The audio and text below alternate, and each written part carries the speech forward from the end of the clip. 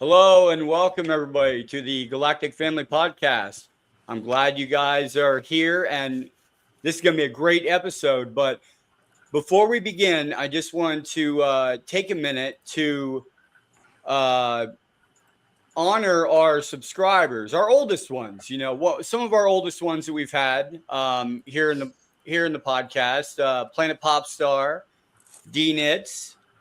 Our newest subscribers like Whistling Mike, Haley Price, and a couple others here in the chat room. You guys want to get, Haley Price, yes. All of you guys are here with us in the podcast, and you're going to go down the same journey that we are, a journey of discovery.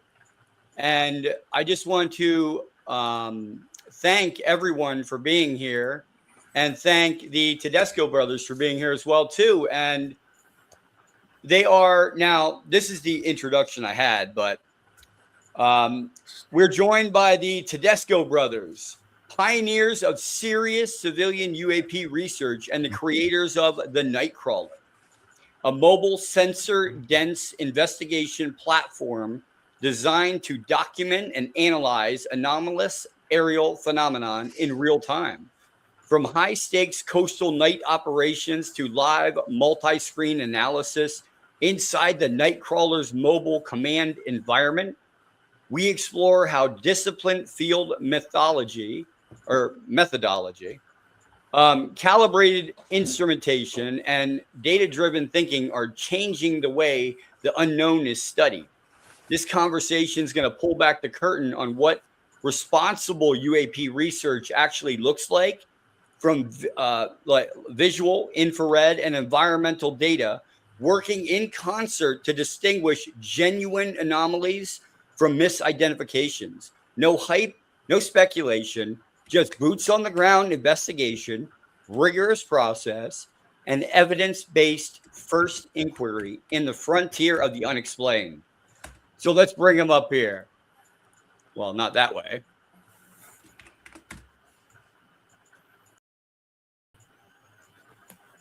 On the show. Hello, guys. Hey guys, Hi, James. gentlemen. Nice How to be you here. doing? John and Jerry, thank you so much for coming on and welcome to the Galactic Family Podcast. It's such a good experience to have you guys with us today, and we're going to be like slightly picking your brains a little bit, but in a relaxed atmosphere. So yeah. Jay, where do we start? Wow. Just to start, I mean, I just want to know, how did you first become interested in UAP research? Was it when you were younger? Did something happen? And how did that lead to the Nightcrawler project? Well, it's something we were interested in since we were kids. You know, we were always into sci-fi, and when we were growing up in the 70s, a lot of UFO reports started to come out.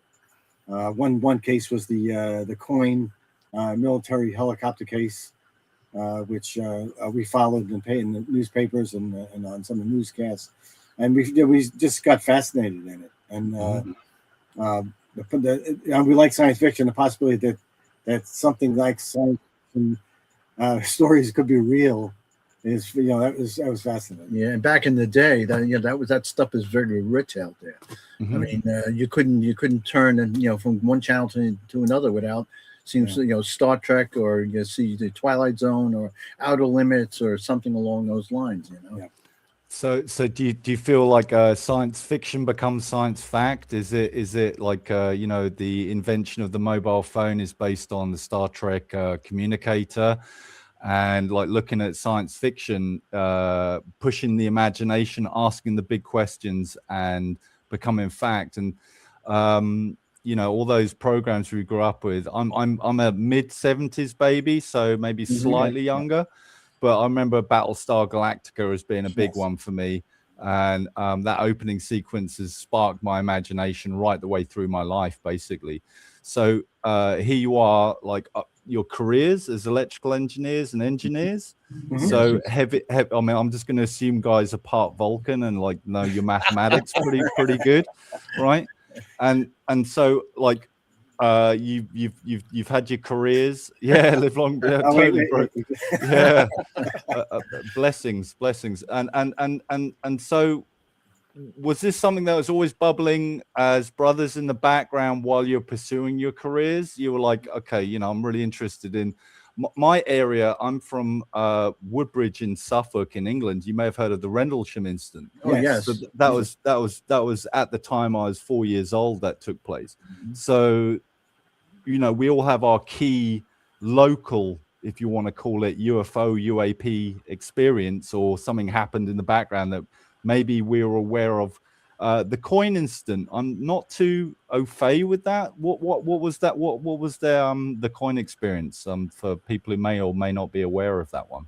I think this took place in about 1973. Okay. There was a Colonel Coyne who was running a helicopter unit, an Army helicopter unit. Right. I think they might, I don't know if they were attached to the National Guard or if they were just straight Army. They had been flying a mission, I guess a test flight case in 73. They were going, I think they were heading back to their base, and they claimed they saw an object, a cylindrical type object with I think it was a green light at the one end of it and a red light at the other end of it. And they said this object had approached the helicopter at an alarming speed. It ended up stopping above the helicopter at some distance. It shined a searchlight, or what they said was it looked like a searchlight into the cabin or into the cockpit of the helicopter. Okay. They said they were startled. Yeah, and they tried to move away. They tried to get away from it. They says they couldn't pull away from it. It was as if the object had some kind of tractor beam or some kind of a gravitational pull on them. Okay. So they couldn't escape, from the distant helicopter. And as the helicopter started to ascend, it was pulling the helicopter. As the object was ascending, it was pulling the helicopter up with it. It's almost like the Menzel incident with when the plane was seemingly controlled. He said he did a Ford. Yeah, we just watched this, George, on we were watching some old episodes of what was it? Blue Book, Project Blue Book, the new series that came out. I'm curious as like, okay, so your kids growing up watching all this sci-fi coming in, forming the idea of maybe what you want to do in the future, and this Colonel Coyne incident. How did you hear about this? Was this in newspapers, or was it on your media, or did you hear about it later? Or it was in both. It was in both in the newspapers. In our case, it was a newspaper called the Newsday and the Daily News. How impactful was that for you guys? Was it like a key turning point that this is real? That was. I would say it was one of the key turning points because it was a one of many. Yeah, one of many. But these were solid, objective, and trained observers that were such with the military. They would have no reason to make up this kind of story and ruin their careers. Okay. Wow. And the fact is that even the nighttime news had covered it, and they had interviewed, I think, Colonel Coyne over it. I think they received a lot of teasing and the stigma surrounding it.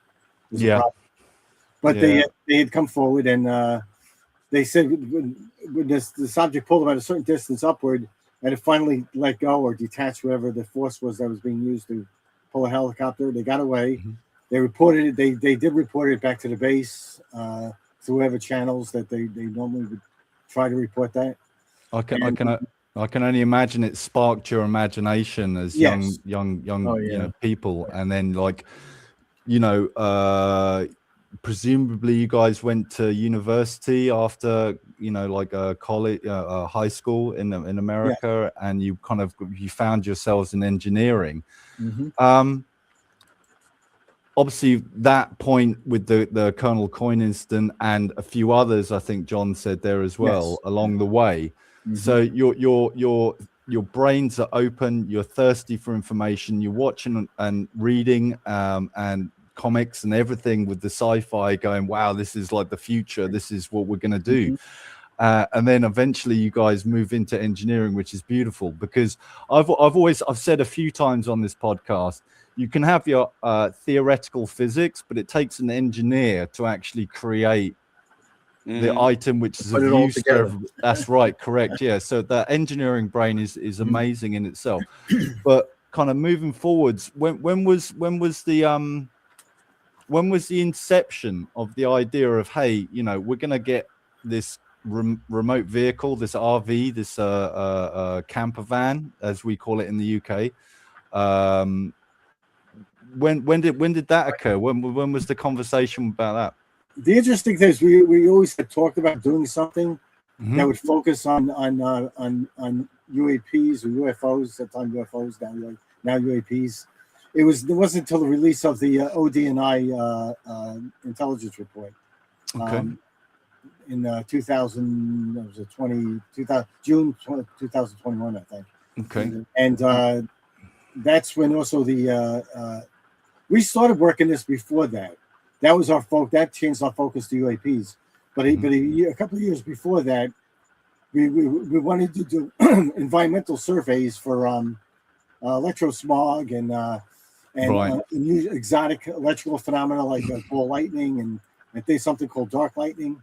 Right. So John's idea is to use a mobile vehicle to do this, a surveillance vehicle, and so retrofitted with all kinds of equipment, detection equipment, and try doing this, and to take surveys. Right. Early on, we were trying to resolve some of the issues of the health effects here on Long Island.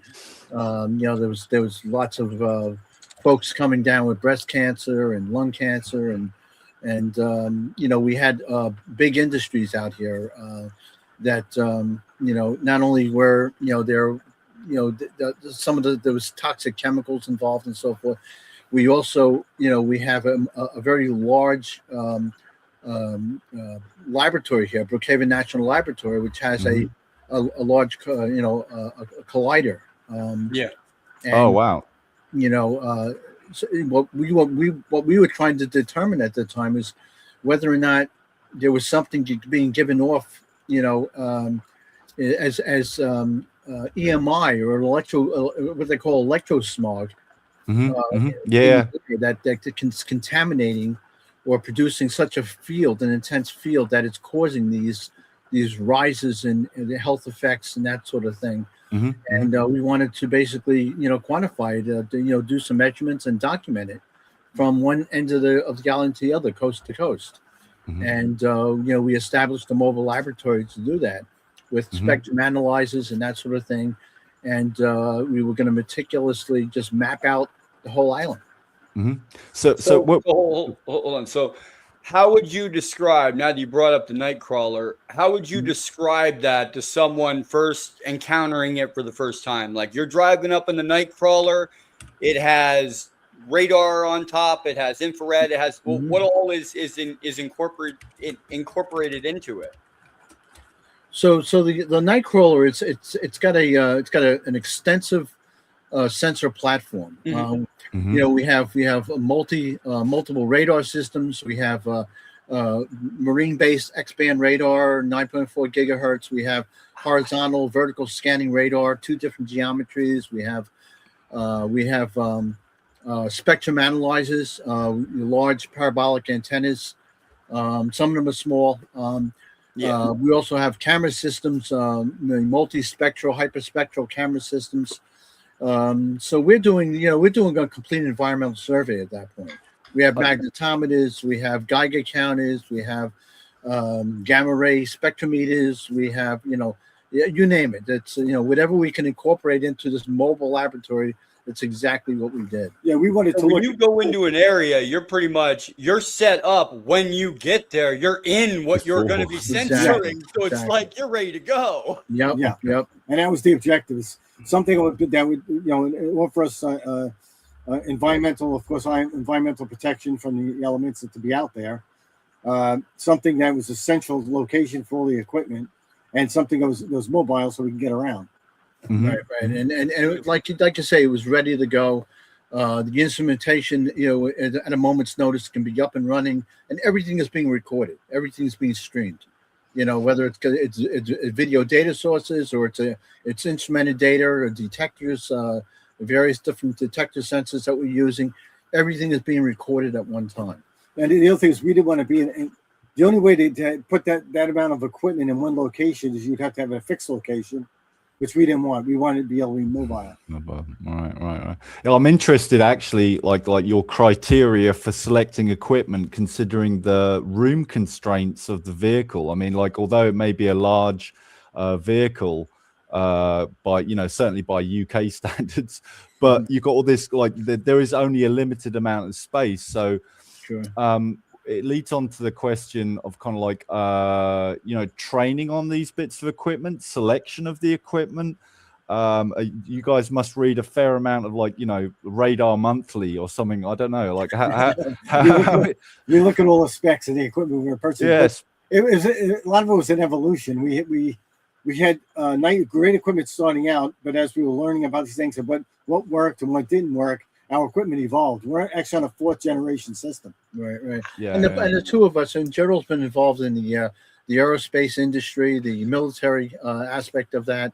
I've been involved in laboratory safety testing and instrumentation and laboratory protocols and that sort of thing. So we're very familiar with a lot of different types of instrumentation, communications, or with signal processing, that sort of thing. So that's. Do you have an old school oscilloscope in there somewhere? I do. I have one. Yeah. We both have one. I have one at home. Oh wow. Okay. Cool. Yeah, I like that. That's cool. The old CRT, the cathode. Yeah. Well, I mean, there's something to be said for old school technology, maybe picking up stuff that newer school stuff doesn't. Oh yeah, absolutely. So I mean, what's the effective range of the radar from the Nightcrawler?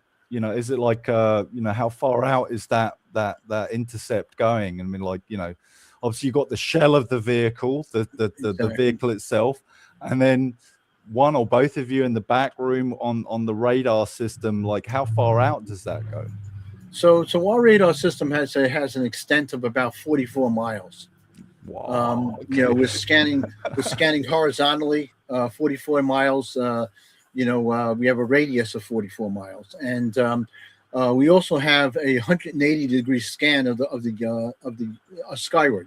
So if you're looking, from front to back of the vehicle, we can scan a 4-mile swath, across the sky, and we can do it up to almost 180 degrees. So if we're looking for something to get a cross profile on it, an object that's flying overhead, with the vertical scan, we can reach altitudes as high up as 70,000 feet. Possibly 80,000. Yeah, possibly as much as 80,000. Right? The other thing, and that's the benefit of having the two radars at two different geometries. The vertical radar gives us plenty of elevation. The horizontal radar gives us plenty of azimuth. Mm-hmm. Mm-hmm. Jay? I would just say when dealing with the lensing effect, right? When you're looking at these objects, have you tried to use filterings like I know they have lenses that you can look at the sun and you can look directly at it. It's I think it's called an H alpha lens or something. H alpha filter. So have you tried to use them to make a clearer picture of the object or phenomenon and clear out the lensing? Right. Yes. Well, the gravitation, the lensing itself, like if you're looking at something as bright as the sun, I mean, there's neutral density filters that we can use. There's IR cut filters. We have a combination of those filters on some of our camera systems that can be dialed in, and actually, basically actually as a luminous intensity filter. We can back that off.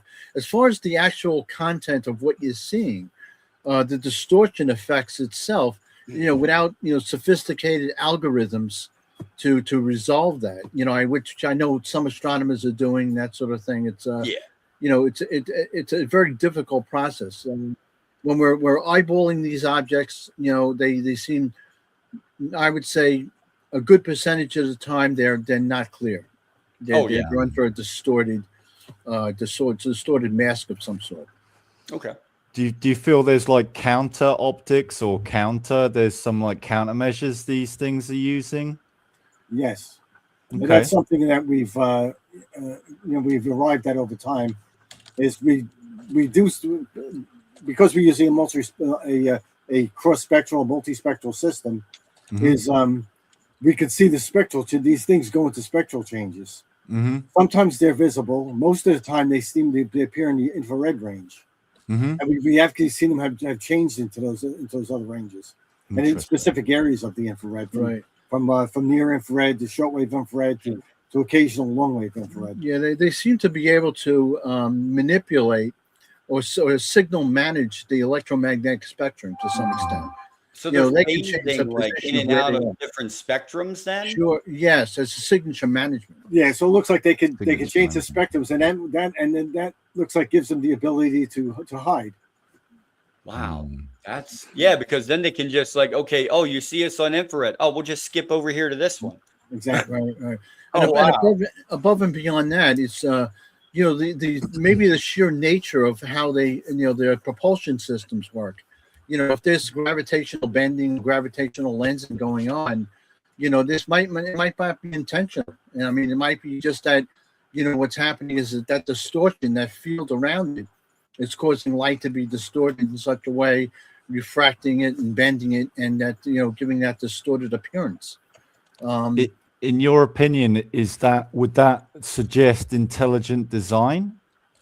Yes, absolutely. Yeah. Okay. Yeah, we definitely see it definitely indicates intelligence. In fact, they could seem to change their spectral signatures at will, and also they when we've seen these objects, they would most of the time they would suddenly appear in front of us where our vehicle was and where it was pointed, and where our equipment might have been pointed. Right. They would pop in. They would seem to pop out. And most of the time, when they would disappear, we believe they're changing their spectral signature. Right, and they seem to know when they're being observed. If you got eyes upon them, if you got a piece of equipment upon them, within in an instant they can change their signature. Yeah, they can be in the visible spectrum, and all of a sudden they jump. They'd be in the infrared, the near or shortwave infrared, and even as much as the far infrared, the thermal signature. So the could be as ionizing radiation too. When we're talking thousands or hundreds of terahertz, up the spectrum.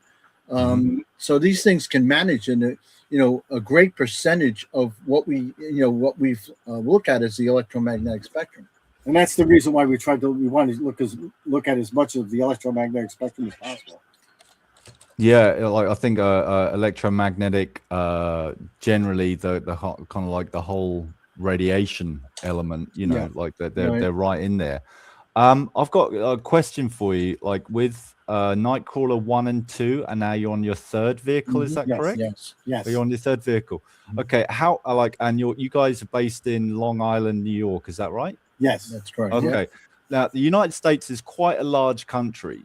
So, I mean, you guys are traveling around, what is your, I'm very interested in you guys' criteria for selecting where to go to view.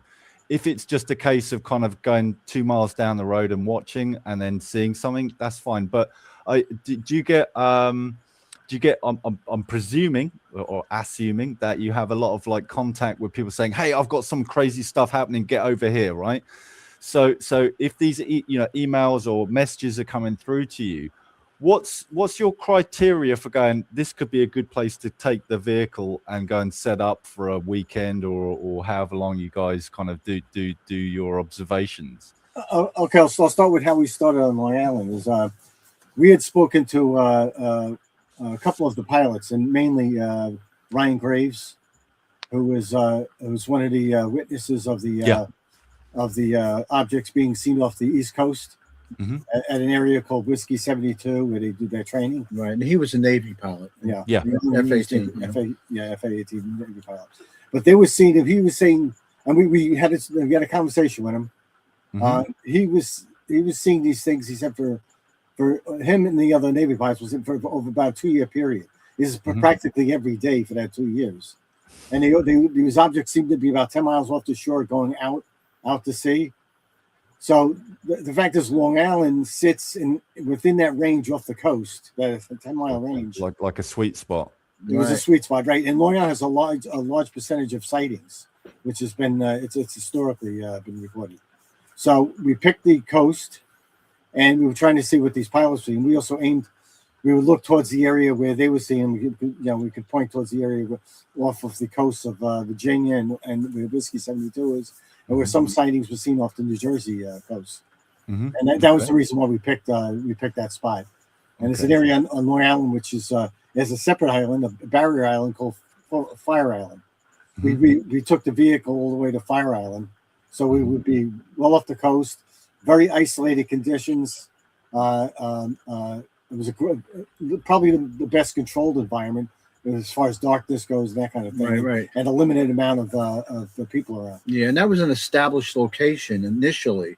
Was the Robert Moses State Park, Parklands off the coast. We also looked at Camp Hero and Montauk Point, which is out on the end of the island. So we've also gone on the North Shore, overlooking the Sound, and that across from us is Connecticut. But we've also we've had interest from other folks that have been seeing, especially during the mystery drones, New Jersey and that sort of thing, actually traveling out to New Jersey. The problem is that a lot of these sightings weren't on regular basis, and we wanted to be there where we could study it over a period of time.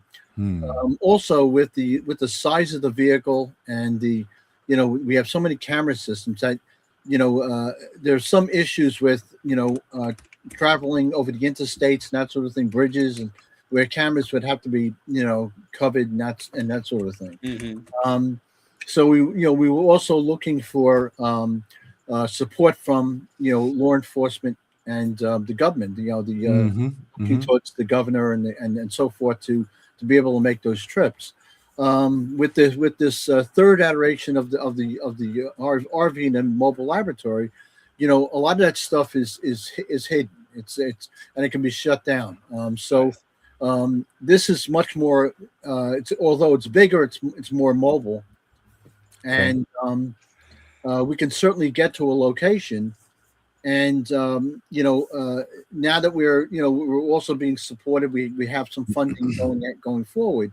That it helps offset a lot of those costs to be able to get there and utilize the equipment and so forth. The other thing is now we have also greater support from law enforcement, state law enforcement agencies, and federal law enforcement agencies. Okay, yeah, I mean, certainly being in the UK, we had so-called drones over RAF Lakenheath and over Heathrow, and then it kind of moved eastward into Europe a little bit, and the so-called, I'm going to say so-called drones because I think question for you, with your detection equipment, if somebody flies a regular man-made over-the-counter drone, how quick with your instrumentation can you detect that it's man-made? How quick? We can pick it up pretty quick. I mean, we could usually track it on radar. The other thing is we could pick up the RF signals being broadcast. Okay. We could also we have also acoustic equipment, and we can pick up the rotation of the rotors. Right. And those particular drones, there are known frequencies. That they're utilizing all the time, and that's easy enough to track, especially when video content is being downloaded. They're being streamed. So we can interject with our spectrum analyzers and analyze that data, and those are flags. So we can identify that right away. With the latest RV, the latest laboratory, we also have now a FLIR camera system, and we have super zoom system. It's a night vision system. It's also thermal. It's a long wave thermal camera as well with FLIR, and we can see we have optical zoom of 30 times, and we have digital that we can push almost to 300 times. So, we can definitely get our eyes upon an object. If it's an aircraft at 38,000 feet, we'll be able to identify it. Yeah, and this is the highest end in the FLIR system. So you guys with your system have a definite filter for man-made, over-the-counter civilian drones and things that are not necessarily, man-made over the, So yeah, I guess kind of working with the authorities in some way to kind of say, this is the data we've got, we'll share this with you. Right. Is kind of useful for the understanding out there. I know after this, I'm going to connect you with someone that would be a real benefit, I believe, to you guys' research and everything. Gene Stitko. Oh, okay. Actually, we connected with Gene. Yeah. You did? Good. Cool. Yes. Wonderful. I'm glad you did because, I was just about to bring this up, and, he could, curtail an AI model to actually show where you guys could pick these up, where you need to go to pick them up the best, the best spots and everything. So that was going to be what I brought up next. But I'm glad you connected with him. I really am. A lot of good information there, a lot of good knowledge. And it's more to go off of, it's more for you guys to go off of too. Absolutely. Because if you can look at what they were already researching about these things, if they had one in their possession, you guys can curtail the equipment to be able to sense it. Right. Absolutely. And that collaboration is important. You got to be open to collaboration. Now, how are you? Now, Whistling Mike, he didn't have a question, but he did want me to bring this up to you guys. How are you with, if you would elaborate? I know you can't say a lot. I'm retired Army. I've done the whole spiel of can't say this, can't say that. But what can you tell us of if Whistling Mike's interested in the law, federal law enforcement that he speaks of? Can he elaborate on it? He's still making up his mind on requests coming from them to work together. Is it, do you think working for federal law enforcement or law is helping and beneficial to your research? We found it to be very beneficial to our research. And this team of guys that we've been interacting with, they're a really good team. They're very interested in what's going on. They're passionate about it. We have been reached out also by the Defense Department by Arrow. We're still on the fence with that until we see. I guess until we can clear up some of the trust issues. I guess. I guess while you're operating and living in a system, the powers that be, you kind of have to rub shoulders in this field. If there is national security concerns, which evidently there has to be, and that's important. Then the data you guys collect and have control of, if you share it with those powers, then it means there's less heat on you. Whereas if you kind of get something really hot and post it online, it could be like you get shut down. Right. So we don't want that. No. I guess kind of more power to you, and it must be quite difficult, like balancing that, even with historical careers and so forth. Yes. I think also for my understanding is you have state law and federal law. Federal law is the overarching powers that be, and then each state has its own state laws and its powers over you to a point. Right. I think I've asked you about the criteria that you use to assess where is a good location for you to set up the Nightcrawler.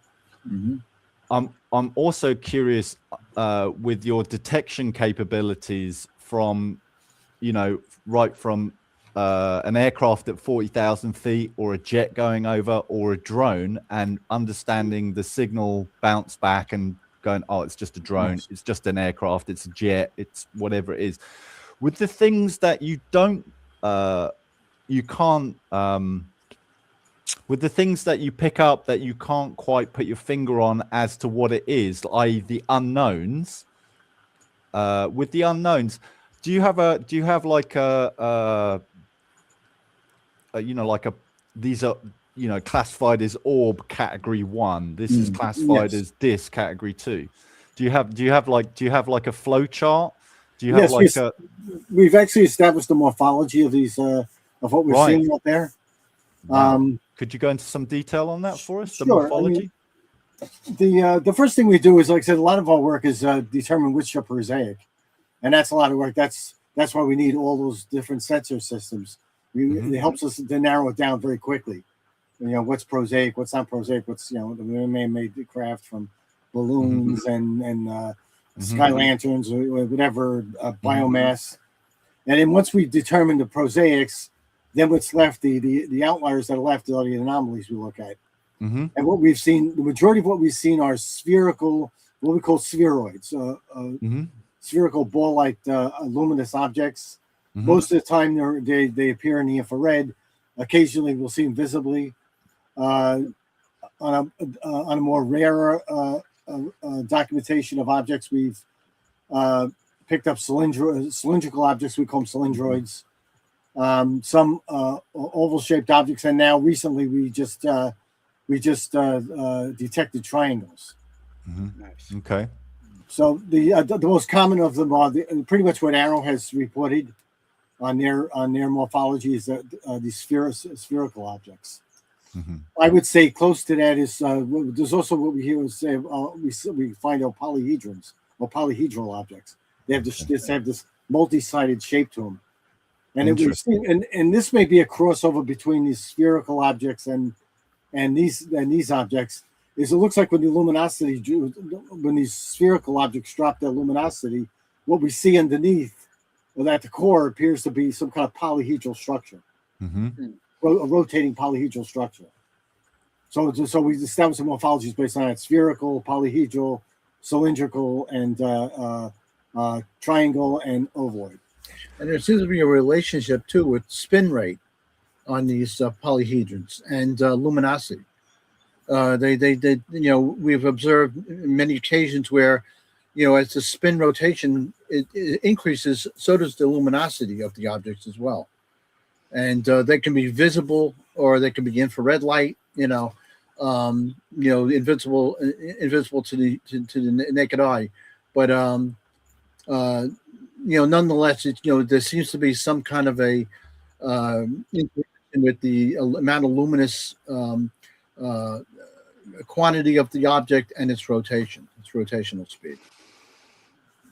I mean, yeah, coupled with the concept that they're intelligently controlled, maybe even sentiently controlled or consciously controlled, coupled with your data that you've received over the time that you've been doing this, the conclusion, like I don't want to draw you on conclusions. It's open-ended and it's ongoing, right? It's open-ended and it's ongoing. More data is always a good thing to confirm. If you mean like outside of the camera, when you guys are like you've had a session, you've picked up these kind of crazy things, these anomalies in the sky.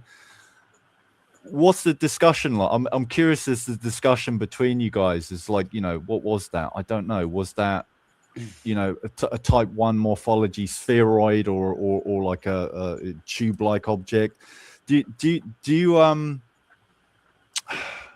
as engineers, you're very much grounded in hard knock reality, nuts and bolts, sensors, right, and picking up the physicality of it. Right. Yeah, well, I mean, gotcha. We'll actually have meetings. After we have an outing, if we pick up some of these objects, we document them. We'll go over the documentation. We'll go over the videos, the radar data, the spectral data, and we'll sit down with the entire group of researchers that have been out, and we'll bring in some of our other researchers. We also consult. We also do consult with individual subject matter experts that are working with us and scientists that are working with us. We'll consult with them also. But we'll do a full data analysis on our off time to try. And that's still an ongoing process. Some of these things. Right, and a lot of the stuff, the prosaic stuff, that we normally identify that early on. It's they're most of the time they're easy to identify. Especially with the the hyper zoom cameras that we have, the Mhm. FLIR system, which is a really decent FLIR system. I mean, we can detect heat signatures of objects that are, as much as 35,000 feet. We can see them. We can see these. If it's a speck, a few pixels wide, we can see it. A lot of the objects that we do see that become more questionable are the ones that don't give a thermal signature, where they you can see them in the infrared, you can see them visibly at times, but there's no thermal signature. So how do you calibrate the instruments to reduce those false positives then? Well, the equipment, like I said, the equipment we have is laboratory grade, military grade equipment. We if it's something that's off the shelf that's been produced, like we will buy the thermal cameras from FLIR. FLIR itself, they will calibrate. They have their own laboratories. We'll look at the spec data. We'll have all the spec data sent, to come with the equipment. We'll review the specs. Right. And they confirmed what you were seeing, like the radar data confirmed what the optical instruments were observing. Yeah, exactly. Right. Then there's a cross-modal confirmation of what we're seeing. Do you have all that? Do you have all that data on a screen? So you kind of got like thermal, FLIR, and then you can cross correlate in real time what you're looking at with these different sensor equipment. Right. We can view those streams. Those if they're video streams, you can view them separately or together. Right. And we may be looking at something in the visible spectrum, something in the IR, something in the ultraviolet, something in the long wave thermal, something in the mid-wave thermal. We can break all that stuff down and look at these individual streams and make a comparison with quad. They're multi-mode quad viewers, so we can put up to 8 different channels all at one time and look at them simultaneously. That's beautiful. What patterns are you seeing within that? Are you seeing mainly infrared, mainly infragreen, mainly thermal, mainly like what patterns do you generally see within the data sets that you're picking up? We're seeing a lot of patterns we're seeing in the infrared. It's spectral change. There's spectral changes in the infrared. They're changing the spectral range, but it's within the infrared. Like on occasion, we'll see objects that are visible, and especially with the high-end visible cameras we're using in the high-end optical zoom, we got 60 to 120 times zooms. We'll see that. And the other thing is the flight behaviors of a kind of odd. A lot of these objects would loiter along the shoreline. They can freeze in place. They take a stationary position for long periods of time. Be totally quiet, no sound, make no sound. Right. Instantaneous changes in velocity. I mean, you'll see. Do they play cat and mouse with you? They play cat and mouse a little bit? We've had observed that as well. We've had that too, yeah. We've actually we were focused on an object that was in the near infrared range. And we had an IR emitter on it, or IR torch on it, a searchlight on it, where it reflected the light. As we moved the light, there was another object beside it, but it was deeper in the IR and wasn't showing up. Once we moved the light, we saw it under the light. It shot away, tried to get away from the light. It actually did a loop and it took off. Right. So it knew you were observing it. Yes, exactly. Yeah. Wow. And we never knew this other object was there, even with the other equipment. This was an extremely dark object. It could have been maybe the surface was a black body source, but we didn't see it until we moved this infrared emitter over it. Right. And then as we flashed over it, we watched it shoot off. Right. And a lot of these objects, they have no navigation lights. They go dark. They're running dark out there, and they're not giving off light. They're not reflecting light. They're just invisible. I mean, it's if it's a prosaic aircraft, you would expect to have some kind of a lighting pattern, certain navigation lights, so they can be identified. There's too many things to identify. The other thing is it's not a surprise to us that most of the public's not seeing them more often. The fact that they can remain dark and they can change the spectral signatures, they could easily remain hidden. Right. No sound. No sound. Yeah. And here's a question I've been dying to ask you. You're on your third iteration, right? Yes. Okay. Have you guys delved into psionics at all and actually calling them into the location you're at? Do you guys have anything you're doing, as in like me? I'm section state director MUFON. I have all my equipment here too. I have about I'm not big like you guys, but I do have a little bit. I have high-powered frequency generator with an omnidirectional antenna that I use to call things in different locations. Have you guys delved into that at all? Yes, we actually started to. We have a researcher that is very much into the CE5 work. She tried that out in the field when we've seen some of these objects. We're trying to see if there's strong correlations between that. There might have been. We also had a person out there who was a psychic sensitive since they were a child, and we brought her out there, and we did an experiment where she isolated her. She did a sensory deprivation thing. She had noise canceling headphones. We had her on the camera, and she had sat on the beach by herself. But of course, we watched her with the cameras, and we had an anthropologist that came out with us, another researcher who sat maybe 20 feet behind her to keep an eye on her, and she would focus and meditate. And what we ended up having was an orb of light that moved from right field of view on our main. On what we call the central monitor in the vehicle.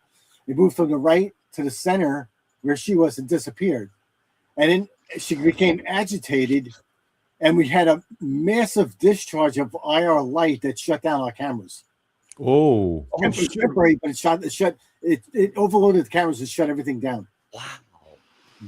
So that was pretty wild. So while you're observing these, are they structured UAP or spheres? And what when you observe them, do they change shape? Do they change their form? That's the difficult part. There's some that look like they were changing shape, but we can't. But it's hard to determine if it's because they're affecting the atmosphere around them. If it's a field, they're producing a field effect, and they're not actually changing shape. It might be just a field effect. The other thing is it's very hard to see structure on these things. The only thing we've seen structure on is a cylindrical object that we saw pass an aircraft. Okay. We did see a sphere that looked more solid during the daylight hours. It was like a dusty gray, Right. but we couldn't get any detail. Okay. And most of the objects we're seeing are these luminous objects, which makes it hard to determine if they got structure. Although the ones that where the luminosity had dropped, we did see this polyhedral core. Oh wow. Which looked like it could be more structured, more mechanical. Right. Okay. We're still looking at that. I've got a question on what your intuition is on the countermeasures that these things are using. Yeah. You know your sensors looking out. You know all the you know the instrumentation. You know what frequencies they work on. You know what electromagnetic bands, radar bands, thermal bands, and all these kind of things. If you could hazard a guess, or do you have any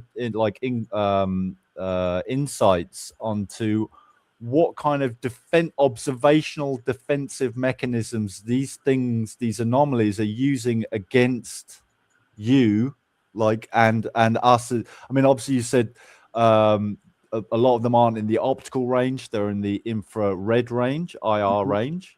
Right. Okay. Some of them change from that, they go thermal. Some of them change from that, they go to a different aspect. Like if you know the story of the bat and the moth, you know the bat hunts the moth with sonar. The moth has an erratic flight pattern, so the bat takes up a triangulation position. So then the moth has auditory damping on its back and then flies an erratic path. So this kind of cat and mouse game. And I guess we're on catch up. The humans, like you guys and us, by you as proxy, doing the work that you're doing, we're almost on catch up. Yes. And we can't talk about some of those countermeasures that we've seen. is the fact that we've had instances where our radar was jammed. We've had our radar, we had what's called long delay echoes, where our radar signal was delayed coming back or truncated. Oh, wow. The other thing is we had an incident one night in August 28th, 2022, where we actually had a close encounter with one of these objects, and it actually disabled our equipment, and it disabled us, our legs. Oh, wow. We had a temporary paralysis in our legs that caused us to collapse on the beach. It was one of these orb-like objects came towards the beach, the coastline. Yeah. Now, when they did that, do you believe it was like some sort of infrasound, or do you think it was something else? We think it was. We're looking into this now, and I think we got a lot further. We believe it's a pulsed RF signal, possibly between microwaves and infrared. Okay. The infrared range, but it looks like a rapidly pulsed signal. And there's evidence that can disable motor neurons in the skeletal muscles. What was it called? It was called the CIA weapon. It was called the puke gun, where they sat there and they could focus it on you, and the beams, the lights would hit you at a certain frequency, a certain depth, and then it was meant for crowd suppression. Yeah. And like, forgive me if I'm incorrect here, but John and Jerry, you both had physical effects from observation. Is that right? Could you tell us a little bit about that instant or instance that have taken place where you've kind of like had massive fatigue and just like a loss of function? Right. Yes.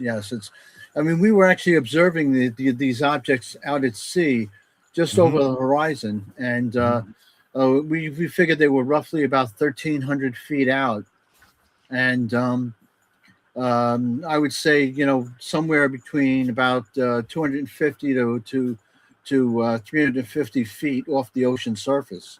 When we first observed them, I had an IR emitter on my lunar optics, and what I tried to do was basically light it up and look for the reflection of the IR energy coming back from my infrared illuminator. And after hitting these objects several times, and I could see the reflection, I knew they were out there. We could see it. They would be rotating, and you'd see this a glinting effect coming back, and the glint itself looked like it was some kind of a polyhedron or a rectangle of some sort. And once I had hit the object, I believe it was on the 7th time, the object synchronized, and it no longer was rotating. It was reflecting light back to me, my IR light, and within a very brief period of time, within 3 seconds, it went from 1,300 feet to literally on top of us, and the cameras were overloaded. The night vision cameras were completely overloaded with IR energy. We couldn't see it with our eyes, but whenever you're looking at the camera, you'd see this, the blooming effect and the intensity of this IR energy. And have you ever seen it? Have you ever seen it to where like you're observing them and they let you tape them? There are times they have, yes. Yeah, many times they kind of did almost like we weren't. They didn't care that we were there. Okay. Right. And you suffered a physical effect from it sounds like, for me as a layperson listening, is that you're trying to observe an object, it stops, realizes you're there, and then moves very close to you. I mean, you were saying we aggressively poked at it with the IR emitter. Exactly. This time we were very aggressive. We were trying to get his attention. We were also trying to see if we had a surface here. Right. Well, let me tell you, when we first saw these objects, it was a formation of a triangular formation of orb-like objects, and they were in a scalene formation. They're right offshore. They were invisible to our eyes, but we could see them brightly in the infrared cameras. So John and I went to the beach. That's the story John told. We went to the beach while our other researchers were setting up the equipment. And then John took out his IR emitter and he tried to, flash, hit it with the IR beam to see how the distance out and to see if it had a reflective surface. Also to see if we get its attention. Right. He did it about 7 times, and it says he got its attention. Definitely got its attention. And one of those objects came speeding up towards the coastline. Right. I can only imagine you were imagining like our equipment, like don't, and then okay. I mean, like it's serious, right? Because I think you guys had physical effects, right? Yes. Yeah. True. We were when John hit it. That's when it sped towards the beach line. John said, "Run!" And I saw it on my camera. My camera was acting intermittently, and I saw a bluish purplish light under the water. And I didn't know if it was reflective of something that was shining a light downward or if it was under the water. But that was near the coastline. As we tried to head back towards the RV, John collapsed on the beach, and he said he had no coordination in his legs. He had no strength to get up. Damn. I tried to help him up. My legs collapsed. I had no strength, right. no muscle tone, no coordination. Right. And the interesting thing is, it happened exactly when I said to my brother, I said, "Let's get away from the shoreline. Let's get away from the shore." And as I turned my body to do that, I just collapsed onto the sand. I could no longer coordinate my legs. The signals were scrambled. I couldn't get my legs under me to pick myself back up. And this was interesting because it was both our equipment was affected and our legs were physically were affected. So you got adrenaline going off. We were startled and we were kind of shocked, and it was kind of overwhelming at that period. Was that the first time you used this method to kind of poke at them a little bit? Was this the first time? Yeah. Okay. This was the first time we were that aggressive. Sounds like a non-lethal system shock to both of you physically. Yes. And I'm thinking like not necessarily Havana syndrome, but something along those wavelengths, that kind of like frequency, just to zap somebody to, all your strength floods out of you. How soon did you recover from that? Were you there for like 15, 20 minutes, half an hour? No. The effects we estimated they were somewhere around 45 seconds. It was brief. That's long enough. Relatively brief, but long enough. I mean, of course, it feels a lot for us, longer. It felt like a lifetime. Especially when you're on this, and you're seeing this intensity of the flashing of the cameras, and you're worried about each other too, like, and you're helpless, and you can't do anything about it. Have you tried this technique a second time? Yes. Okay, what happened on the second time? So the second time, it was the same night, and the object, the triangular formation was still there. Okay. We had actually gone back to the RV once we regained our physical stamina, to get back on our legs and get back up the beach. And we brought the other two researchers. We brought the other two researchers back with us. Now this triangular formation was out there for 45 minutes. Wow. And didn't move, very stable. We had strong wind gusts that night. But when we went back down, I repeated the pattern of hitting it with both infrared and visible light. We were using torches, these 90,000 lumen torches. And we were reflecting. And when I hit the objects with the torch, before hitting it with the torch, nobody could see the objects with their eyes. Once I hit it, we had the two researchers with us said, "Oh, I can see it now." And I should say, this is the fourth object that appeared, similar to what we had the first time. This was the fourth orb-like object that appeared to drop from the sky. One of our researchers to watch it drop. We saw it as it hovered in place, and it went from right field of view to a left field of view. It went from west to east. But as John was shining the light off it was, as it was moving, it moved in front of this triangular formation. this orb-like object then moved closer to the shoreline, paused, and then to continue to go. It looked like it dipped under the water a few times, Right. and it continued to go east Right. as John was hitting with the light and reflecting the light back off it. Call me old-fashioned, but if I was monitoring and observing a UFO, zapped it with something, then had a measurable physical, the equipment went down all in one shot, and then moving, I lost motor function because of the phenomena. I think I'd be forgiven for kind of going, time to end tonight, time to go home. You guys are going out second shot. Yeah. Somebody in comics has gone in the comments has said New Yorkers, and like, yeah, absolutely, 100% more power to you guys. But wow, what a story that is. Well, I'll tell you how I'll get a hold of them too, because that was one of the things I ordered as well. I've got a 7,000, I believe, 7,000 watt laser pointer. Oh boy. That's heavy duty. But again, you go by what you know. You see the object, you correlate with radar. Okay, it's not this, it's not that, it's not a plane first before you do the poking and everything else, because then you have to comply with everything and not do something you're going to cause accident or something. Right, you don't want to blind the pilot. Yeah. I mean, I know the rules, but with having that powerful of a laser, Yeah. I think like a quick catch up. You guys, based in physical sciences, based in engineering, based in sensor equipment, optics, radar, infrared design systems. You're custom picking your equipment. You're custom looking at the specifications.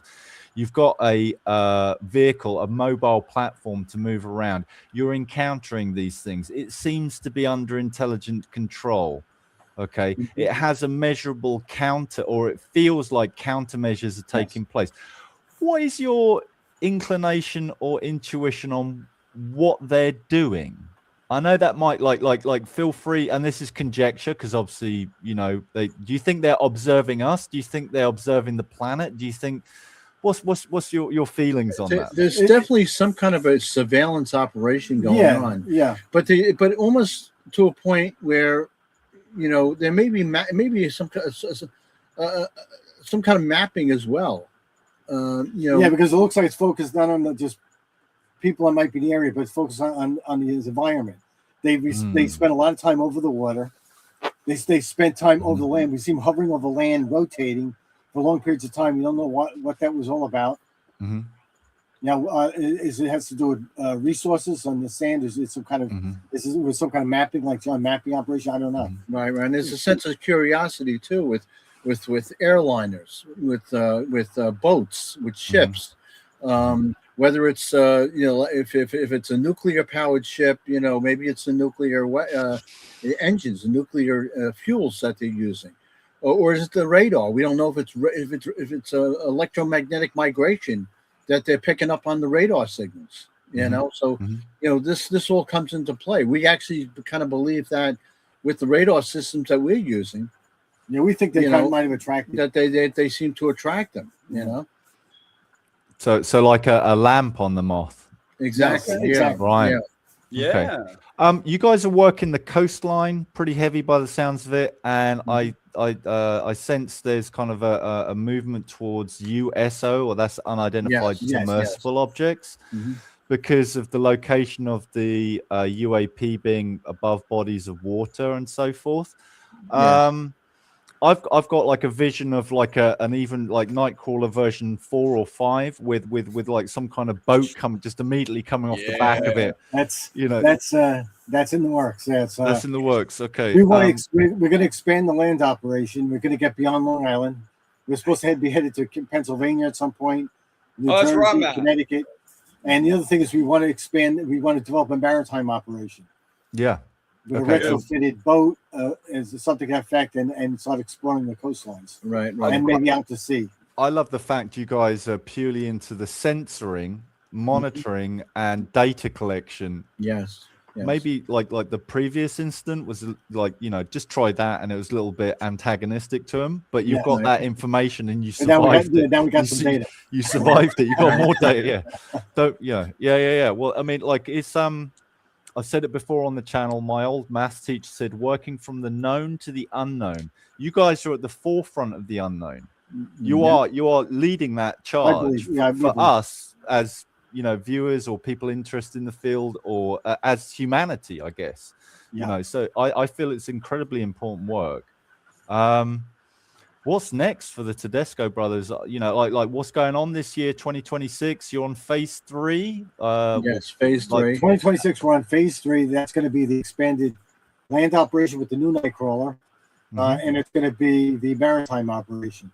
Nice. USOs. Right, so transmedium. It's like you're going from space, air, down into what different sensors are you going to entail in the ocean than you would on land? Is it going to be echo sensors, location? Right. So echolocation. There's going to be omnidirectional sonar, side scan sonar. We're using remotely operated ROV. Yeah, with a camera system, an elaborate 4K camera system.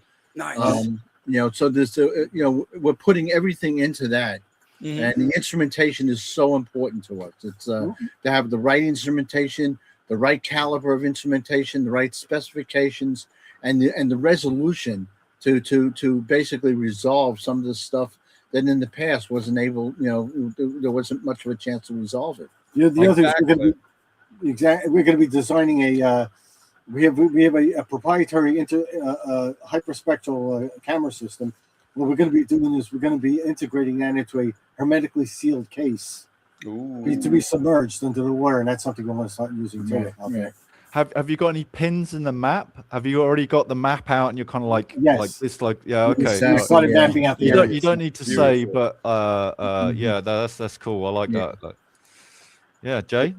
How did your human perception differ from your instruments?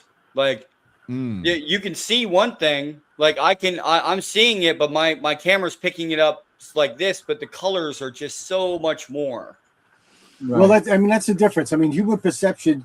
The fact that in the electromagnetic spectrum, we pick up less than 1% of the entire electromagnetic spectrum. Visually, auditorily, it's a very limited range human beings perceive.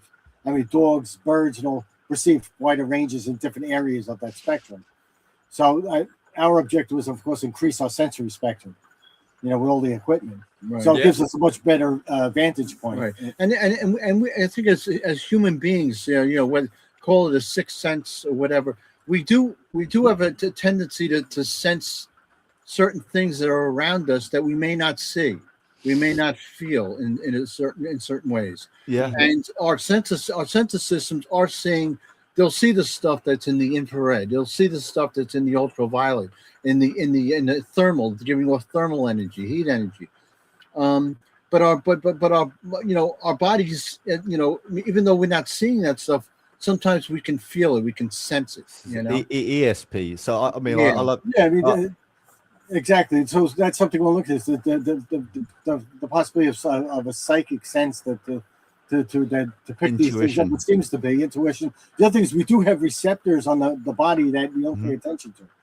Proprioceptors on motion and where we are in time and space. There's mechanoreceptors on our skin to detect changes in the environment. So those are things we pick up when we feel uncomfortable when something's around. Yeah, yeah, right. Static fields. Static fields. We'll pick it up on our. The hair on the skin. The hair on the skin, the mechanoreceptors. In my mind, usually science is quite blinkered. And the fact you guys are not constrained by that, you're still based in I don't like the term nuts and bolts, but you're based in the science. But you're like willing to say, okay, or perhaps you're willing to say that there is an extra sensory element to this where the presence of these things is felt even beyond the hard technology you're using. Exactly. Right. I'm wondering, kind of from these things observing us and the countermeasures they have and the locations you got picked out and the intelligent control. The question popped into my head. How long do you considering the Colonel coin case you explained to me at the beginning? From 1973, I think you said. Yes, 73. And then looking at the previous literature, like the heyday of the 50s, Washington Flap, over DC. going back, and then we're hearing online about the magenta case in 1933 Italy. Yes. And that's modern history. How far back do you think these things, do you think it's synonymous with human history? That's the thing. It seems to go back pretty far, very far. Maybe it predated human beings on this planet. The other thing is with all these different hypotheses about where these things come from, the extraterrestrial, the crypto-terrestrial, or the ultra-terrestrial. I think those are all on the table. The fact that they seem to have been here a long time. Right. Like I said, they possibly predated humans. Yeah, we simply don't know. We don't know at this point. Okay, I've got a question for you then. When you did your 10-month study, why was it that you chose Robert Moses State Park as the primary research site? Well, that was a great spot because, like I said, it's on a barrier island away from Long Island. The other thing, it's within the zone where the pilots were seeing them off the East Coast, that 10-mile zone out. And in fact, Long Island goes further out. The other thing, it faces the area where they were seeing the objects. Yeah, that's on the southern shore. Yeah, it's a sweet spot. Yeah, we're from the U.S. coastline, the Long Island jets out almost 75 miles. So we're centrally located, roughly around 35, 40 miles out, and we're looking south at that point. We're looking down the coast. Yeah. And have you tested any maritime equipment yet? Nothing yet. We do have a underwater sonar. Yeah. You're getting everything set up for that. Right. We're setting up for that. We could probably do a practice test off the coast. Right, but we have been using marine-based radar. We're using X-band radar, exclusively. And a lot of these objects, like I said, we're seeing off the coast. We're seeing hovering over the water or diving under, seem to be submerging under the water. But there's always seems to be an association with the water. Right. Okay. Water is life, right? I think kind of like as cutting edge investigators using custom technology, have you had any hitchhiker effects, or may I ask, have you had any paranormal effects either in the Nightcrawler or in your personal homes? Have you had anything? Both. And everybody associated with our team has had something. Right. Okay.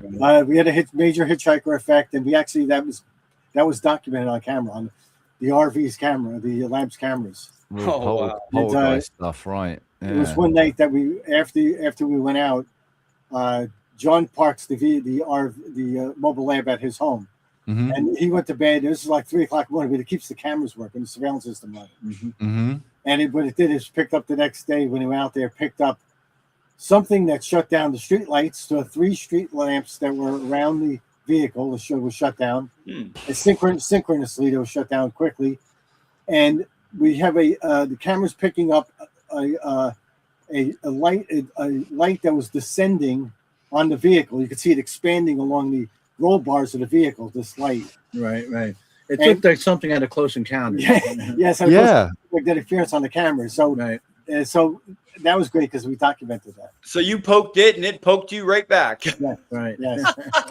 I just think, like for me personally, just being an average person, if something strange happens in my environment, it's going to worry me a bit. I'm going to be, you guys are brave and courageous, like you're pushing the edge. I mean, is it kind of like, we lost motor function for 45 seconds. My body wouldn't work, but it's okay. We'll just have another go at it. It takes time. It actually takes time to get over. 2 weeks. I couldn't sleep for 2 weeks after that. Yeah, no. And you're paranoid about something being also following you into your house. Yeah, and I slept with a nightlight on. Right. and you do. Look, I had a sense of violation. I felt violated. John used to keep his gun near his bed. After that. I mean, it was bizarre. It didn't last too long, but there was that sense of violation. But and I don't want to, I can't prove it in any way, shape, or form. Health wise, but 3 weeks ago, I had my aortic valve replaced. I had a TAVR procedure, and they actually replaced the valve because I had a failing valve. Hope you're recouping okay. Yeah, I'm okay now. It's but over the last year it failed pretty quickly. It's your cortisol levels. Yeah, what's your cortisol levels of stress? When you're in these situations, I can only imagine. Yeah. I know somebody has a question here. Since you're doing maritime, D had a question real quick. Have you thought of a collaboration with Dennis, who's researching the Baltic Sea anomaly? Yes, we actually had Dennis out with us. Dennis came out. He came out with his son, and we had spoke to him about that. We were open to a collaboration. We find his work fascinating. Awesome. He found our work fascinating. We showed him our videos. He sat in the vehicle. And we've also worked with Beatrice Villarreal as well. I was going to mention her name as well too, from the Objects in Space. I'd like to see a team up her as well. So we're so open to a collaboration with those two. Yeah. God, could you imagine like you guys with the mobile, then you've got Dennis out there in the ocean, then you've got her in the space, and then you've got Gene who's sitting here going, I know where you need to go.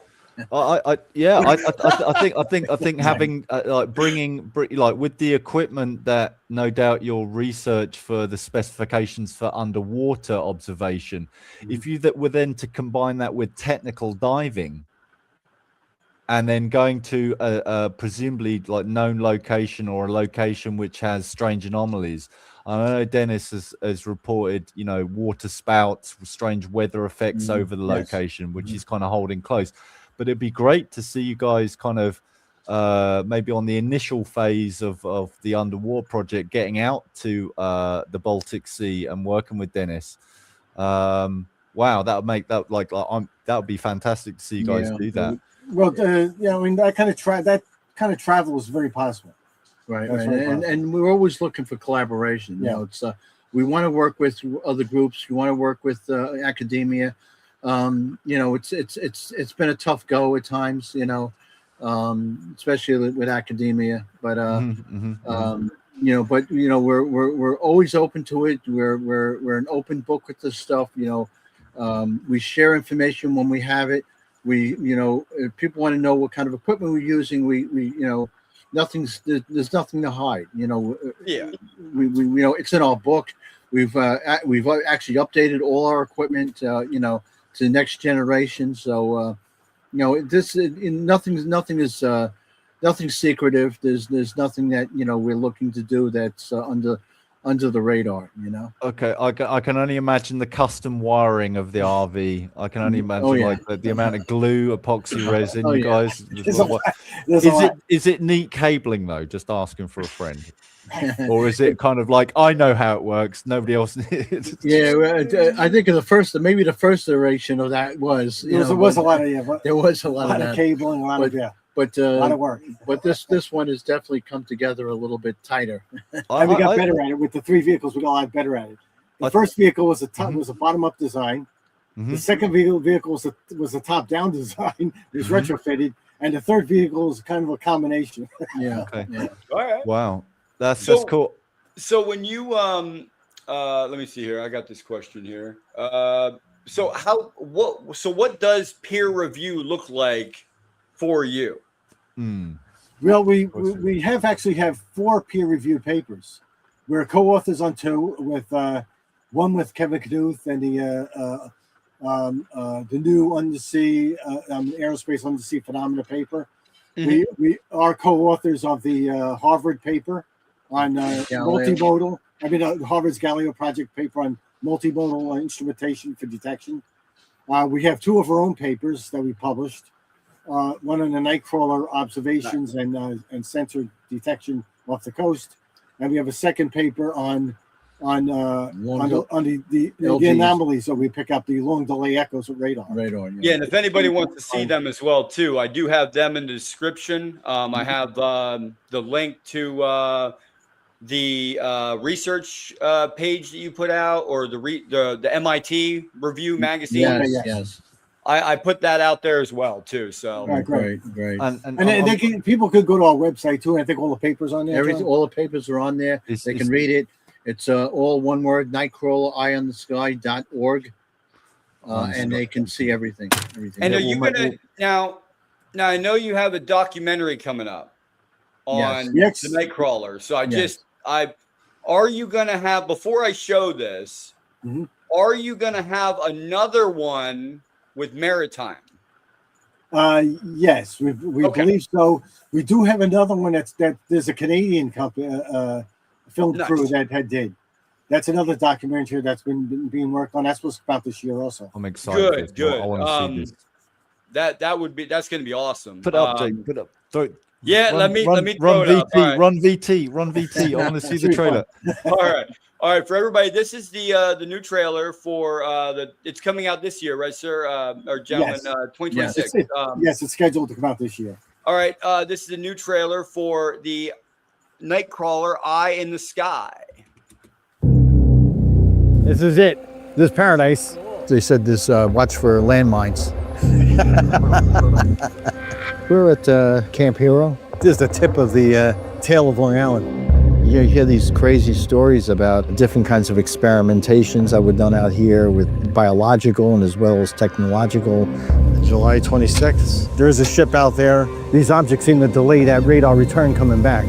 Whether it's a field around them or something, there seems to be a something creating a delay. All right, there he is. Starting to pick him up now. And he's roughly 2 miles out. Look, Joe. The Iraq did attacks. Hopefully that's not the most exciting thing for tonight. We got this up close and personal view of the Nightcrawler. This is a retrofitted RV rolling mobile lab. John and Jerry Tedesco turn over their findings. The FBI said to be looking at what they have recently spotted. I'm calling them the UFO busters, man. They're like the Ghostbusters, except with the UFOs. We started doing this study in July of 2022. We spend many nights out there, 12-hour days, overnights. We have so much equipment, so many different cameras, so many detectors, hyperspectral, multispectral. Recording ADS-B, radar, and the video. You see it? Yeah, it's on this camera. It's stationary. Well, let's get a camera on it. We've got this issue of anomalous phenomena. People see something they don't understand and scares them. They call the police. Equipment like this can better detect, identify, track UAP. Our air bases, our military bases, our nuclear sites are getting visited by these, whatever they are. People that see stuff flying over their house the size of a car. I just want to know how to defend against it. That's my job. Dad, I literally see it right here. It's a plane. He's our resident skeptic here. So he doesn't believe any of this stuff. We invite skeptics of all kinds. We've run up against some of the best of them. Yeah, but it could just be a cloud. I got to look at the videos over and over and over again. I'm not really sure what I saw. It's like, but I know what I experienced. So it kind of reaffirms that there was a light there. There was this. Just be more as precise and accurate as possible. Be skeptical, but have an open mind. We come from the generation, the explorers, dreamers were big, and I think we were dreamers. Lucky to be able to at least do this, get out there and enjoy the great outdoors while accomplishing something that's significant, They achieved the almost impossible task of getting a field research study on UFOs peer-reviewed and published in the Open Journal of Applied Sciences. Their research has captured the attention of some very influential scientists. I don't believe reality's laid out the way we think it is. Thick a piece of paper, that's reality, and you crumpled it up. We know from science that everything is bound together by nuclear forces. Even solid objects that are around us are not really solid. Could it be some kind of simulation? Possibly a playground created from consciousness itself. 1, 2, 3, 4, 5, 6, 7, 8, 9, 10. Okay, now it's there, and watch, it disappears. Yeah. That's what I'm talking about, son. To this day, I think probably cataloged well over 1 million objects. There is a lot going on out there. Let's figure out what this is. There it is. All right, I'm gonna light it up.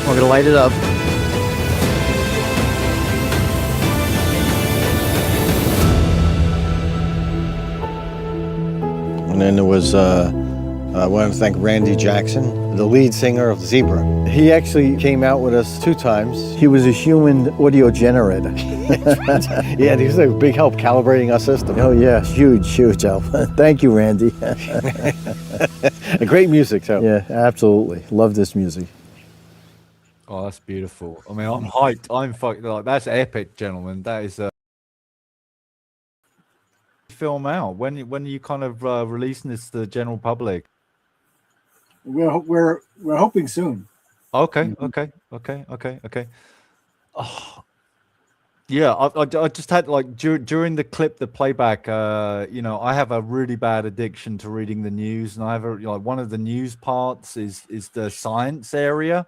Mm-hmm. And a couple of days back, I don't know if I can bring this in, Jay, to show these gentlemen as well. Is see if I can bring it on. It's not going to do that one. Is that one? Okay, no. Window. No. Okay, I can't. It's a synthetic cephalopod skin.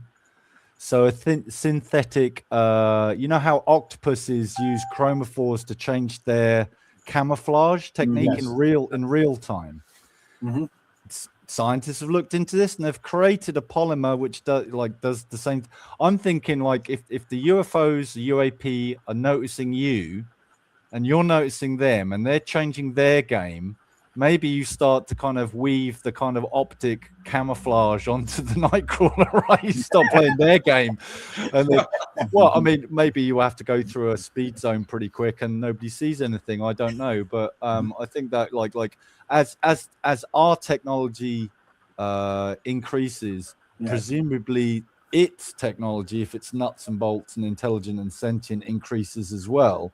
Right. And counteracts our technology to avoid detection observation. I have another trick up the sleeve. So then you start changing your observations so you can't be observed detecting them, and then it's a real cat and mouse game. Yeah, great. Well, maybe we can learn from them. Yeah. We'll Maybe talk about polymers that can change the environment and very interesting camouflage. So if the phenomenon can mess with your equipment, have you guys tried to devise a shielding mechanism for the equipment to still gather the information? Yes, the Nightcrawler the first Nightcrawler was built. It had a Faraday cage built in to prevent EMI. The second one we also we retrofitted with that. The third, this Nightcrawler also has a Faraday cage system, and we're still working on that. Okay, actually completing it. So you think that's going to be able to help as far as like being able to get more data out there without it messing with the equipment or being able to get into the equipment? Certain aspects of the equipment. Okay. Some will be able to protect others. If the sensors are outside that the protective net, and obviously it's not going to be not going to be protected. Bit of conjecture, right? If communication is a two-way street and it starts off with observing each other, right? Mm-hmm. So you've not even raised your hand yet in a global greeting of greetings. Right. What does, in your mind, first physical contact look like to you? And what is this something you would want? Because maybe you don't want, you just want to observe and sit back and kind of keep quiet. Like, I'm imagining a situation where you kind of modulate stuff, get the attention, maybe an effect on you, and then you go back and then more communication because this is communication in a way. Yes. Right? Yes. Pushing the senses out, having the senses come back. I observe you, you observe me. It's communication, before gesticulation, before vocality and syntax and all those kind of things. Yes. What does first contact look like for the Tedesco? Well, I think our August 28th was our first physical contact. To us, that we believe we made a first contact then, and we don't think that the fact that we were seeing these things and capturing more often after that incident, we believe that was a connected to that first contact, and we believe that this contact is continuing. The other things we've had this hitchhiker effect with all the members, seeing orbs and having this something look like it descended down on the vehicle while John was home. That must have followed him, or was aware of where he was headed. Okay, and what coming from your engineering background with heavy on the calculus and maths and all that Vulcan stuff that I can't understand. What role do you think, knowing what you know about and this so-called artificial intelligence, whether it's just a glorified chatbot, I don't know, but certainly using mathematics as a means to communicate, what role do you think AI or potentially AGI or ASI has in relationship to the phenomena? I think it's going to have a tremendous role to play. I mean, it's we've already seen the benefits of it, incorporating it in some of our census systems and of course our communications as well. It helps in determining patterns, looking for patterns that we wouldn't see offhand. I think that's the big thing. The other thing is the fact is, if we're talking about psionic or this psychic communication, there may not be a need for verbal language. They may have already crossed that barrier by direct mind-to-mind communication.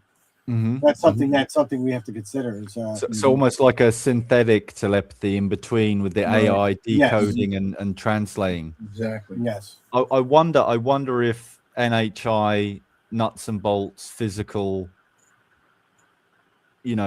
entities or they're unknown of use AI in their own form, because the universe or cosmos operates on a mathematical principle, be that base 10 or hexadecimal or whatever, depending on how many fingers you've got.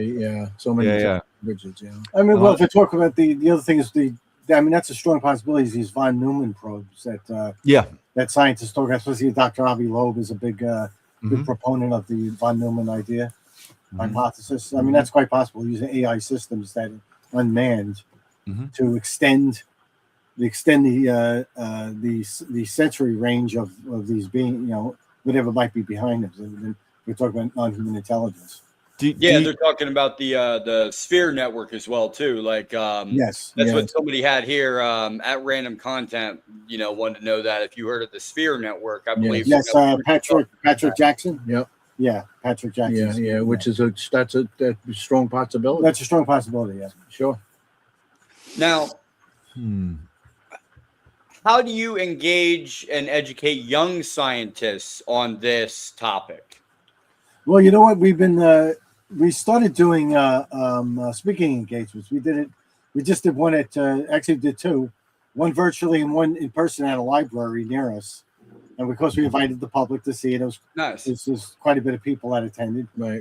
And it's something we want to do more of. Right. We're expanding that to the universities as well. Yes. We have an upcoming date possibly with one of the big schools here on the island, and presenting our case, and even having volunteers, having folks come out and seeing the equipment, seeing the operation, and maybe promoting it. And we actually the dean of that college, right? The dean of that college reached out to us and asked us if we were interested. We told him exactly. Yeah. That's awesome. Yeah, I think historically within science as a tool, a great many things have come out of left field science.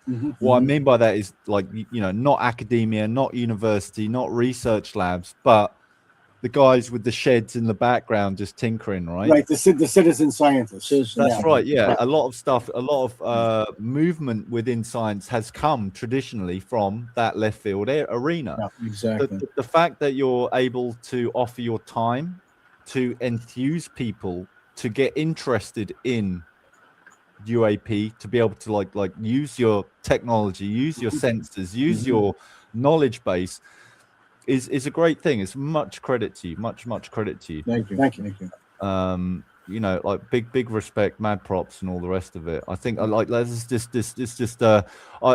I say, I want to see Nightcrawler 4 with the boat coming off the back and some kind of remember Night Rider coming off the back of the articulated lorry. I want to see the boat coming up. Yeah, I want to see the version that's land, air, or sea. Yeah, launching the drone. Transmedium version. Yeah, yeah. The Thunderbirds. The Thunderbirds. Yeah, there you go. The Thunderbird version. But, As man, as the technology moves on and you update your equipment, update the firmware, look at more different bands, frequencies for this electromagnetic radiation or effects thereof, Right. within the spectrum of what we know. And I mentioned AI as potentially being a communication device. Have from a math point of view, a narrow AI can be very useful for specific roles. Have you considered, I mean, I imagine you guys sitting there kind of like moving the dial and really focusing in on things and like, kind of this. Have you got any automation system within your setup there? Do you use automated systems at all? This system's going to be a lot more automated, and it's going to increase the efficiency of us out there and also the setup time. The setup time normally took us about 2 hours to set all the equipment up in the last two versions of the Nightcrawler. This one had reduced it down to about 15-20 minutes on setup time. wow. That's crazy. Yeah, so a lot of it's automated. So you could have a sighting reported and then rock up, and then 15 minutes you guys are good to go. 20 minutes good to go with like recording of data and information. Exactly. Yeah. And then if you can get the octopus camouflage optics as well on the vehicle, like I'm 100% behind it. 100%, but just don't become supervillains. That's all. Yeah, right. So, do you guys think that we're approaching a shift in aerial research then? With you guys pushing the forefront, are we going to reach this shift where it's going to become more approachable? Yes, I think we're doing that now, and I kind of think we're on the lead on that. But like I said, we're willing to collaborate, and we can, as long as everybody's collaborating, we can move this out even faster and get a lot of different approaches. That's why I mentioned Gene, because Gene Stitko and I went back and we're working on stuff right now to find optimal locations of UAPs and their their technologies, what they can use. But and that's the best thing that we need to do is just like you guys are doing.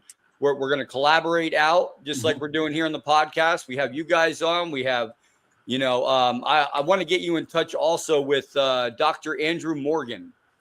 Yes, we've actually been speaking to him, not in person yet, but online. Yeah. But we do want to have a Zoom meeting with Andrew. And synchronicities. That's another thing that that's another thing I found in this field. Once you get into it, it keeps coming. Agreed. Yeah, there's a lot of synchronicity. Wow.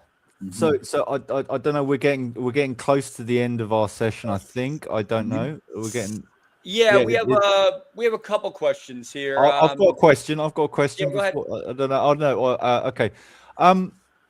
The film Age of Disclosure. Have you guys seen it? Made by Dan Farrar. Okay. Yes.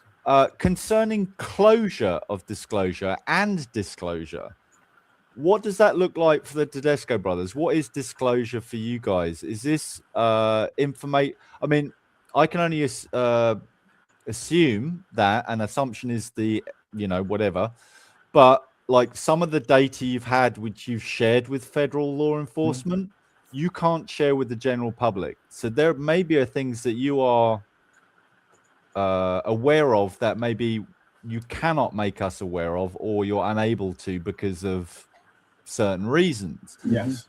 But with all of that in context, everything you've seen, everything you've discovered so far, what would disclosure look like for you? I mean, like we talk about catastrophic, the Black Swan event, things turning up on the White House lawn, or do you think it's and you've been in the field for some time, like generally like interested in right the way back from when you were kids, and you've seen the movement of ufology move forwards and slow down and speed up and slow down and speed up.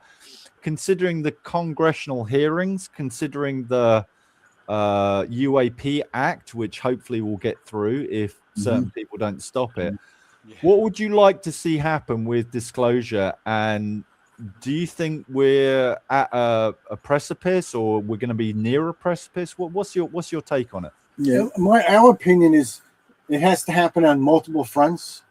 I mean, it's great. The whistleblowers are coming forward. You're bringing forward that obviously they need protections as well, but you also should be reaching out to the private sector, private industry, like what we're doing and the data we're collecting. Well, you have to build this big wave to keep and have a lot more momentum going forward. Right. So they can't be pulled back anymore. Exactly. Right. The bigger the wave, the more, so that's going to crash at some point, and that'll pave the way. Right. So Right. it's multiple fronts, I think. Yeah, there can't be any folks working in silos and that sort of thing, which is what's happening a lot these days. And the other thing is it's got to be, disclosure is not just for a certain few individuals. Disclosure means it has to be for humanity, for all of humanity. It's the people of the world. It's not just individuals that are in control of this stuff, and we speak for the rest of the world. Yeah, we're talking about oversight, government oversight. I mean, you can't have these large secrets that have no accountability. It doesn't make sense to us. Well, that has to be exposed. Whether you have to subpoena people to come forward and whatever. It has to be strong. Right. Is are we alone in the universe a national security question, and why? Right. Okay, right, we're not alone in the universe. You can still carry out your national security. You can still have that, but let us know that there are. And it kind of puts things in perspective a little bit, doesn't it? Right. As a planetary global thing. Right, exactly. It kind of puts the whole wars and all the negative stuff into perspective, I feel. Jay, right, should we move on to questions from the audience? Yeah, we got one question. We got a couple. Anonymous Rex wanted to know, how are you utilizing police speed radar units? So John can get into that. Yeah. So basically, the speed guns this is a millimeter wave type radar system. There are different operating frequencies, 24, 36 gigahertz, and the wave fronts are very small. They're very narrow wave fronts. Smaller objects can be detected. They have much more reflectivity. Not much in the way of range. Most of them, police speed guns will detect an object the size of a car, roughly about 2 miles. And that's not bad. That's actually pretty good. Which is not bad. That's not bad at all. Good, yeah. But there's a lot to learn from that, from the Doppler effect. Once these guns are, they've been fine tuned. I mean, a speed gun right off the floor is probably not going to do it.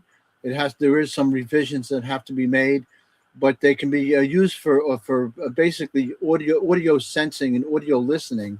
Right. Those Doppler effects can be heard, and those unique sound fronts, those unique signatures, can be defined and recorded. And we could graph that. Exactly. And that's something we've done. John created a proprietary system with these, where they become very useful in detection of UAP. Right. And not only just for cars, but things in the air.